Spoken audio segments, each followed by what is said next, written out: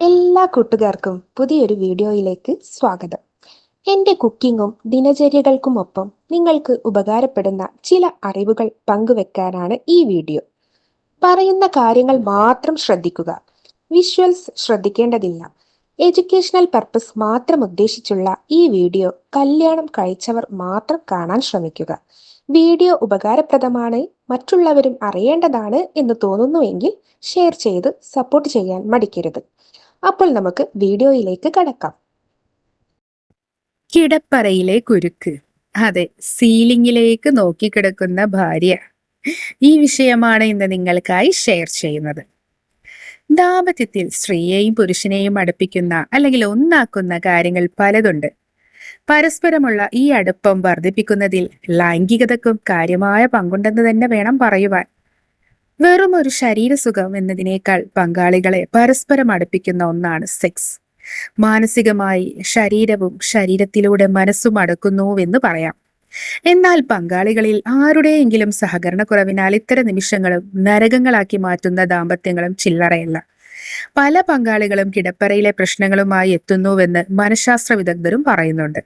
പൊതുവെ നിസ്സാരമായി പരിഹരിക്കാവുന്ന ചില കാര്യങ്ങളും ഇതിൽപ്പെടുന്നു.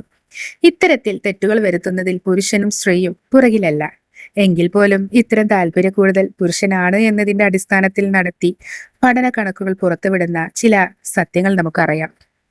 അതെ, കിടപ്പറയിലെ അസംതൃപ്തികൾ. ഇവ പലപ്പോഴും ഒരു വിവാഹമോചനത്തിൽ വരെ കലാശിക്കുന്ന കഥകൾ ചില്ലറയല്ല. കിടപ്പറ യുദ്ധക്കളമാക്കുന്നവരുണ്ട്. ഇവിടെ പരസ്പരം പോരടിക്കുന്നവരുണ്ട്. ഒരാളെ മറ്റൊരാളുടെ വരുതിയിൽ വരുത്താൻ ശ്രമിക്കുന്നവരുണ്ട്.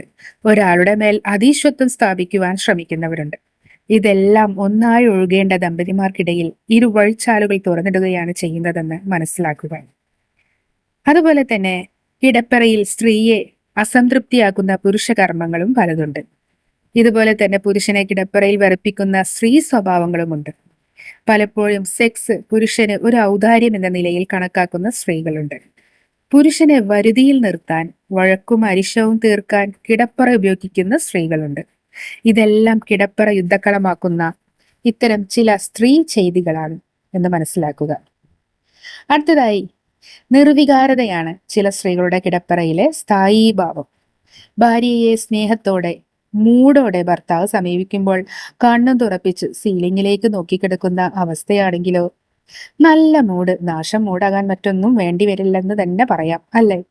ഇരു പങ്കാളികളും ഒരേ മനസ്സോടെ ചിന്തിച്ചാലേ കിടപ്പറയിലും സന്തോഷം നിറയും.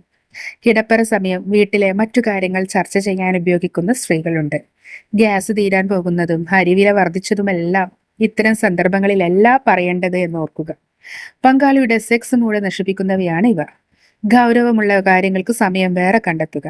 ഭാര്യയ്ക്കും ഭർത്താവിനും മാത്രമുള്ള സമയം ഇത് വേറെ കാര്യങ്ങൾക്കായി പോകാതിരിക്കുക. അതുപോലെ തന്നെ പങ്കാളി താല്പര്യത്തോടെ വരുമ്പോൾ ഫോണിൽ കുത്തിക്കൊണ്ടിരിക്കുന്നതും ടിവിയിലെ ചാനൽ മാറ്റുന്നതുമെല്ലാം അലോസരപ്പെടുത്തുന്ന കാര്യങ്ങൾ തന്നെയാണ്.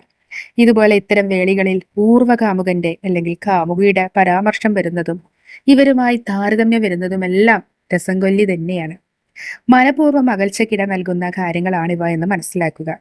ഇതുപോലെ ഉറക്കം വരുന്നു, ബാത്റൂമിലേക്ക് പോകണം, ക്ഷീണം തുടങ്ങിയ കാര്യങ്ങൾ അടിസ്ഥാനരഹിതമായി പറഞ്ഞ് പങ്കാളിയുടെ താല്പര്യം കെടുത്തുന്നവരും നമുക്കിടയിൽ ചുരുക്കമല്ല.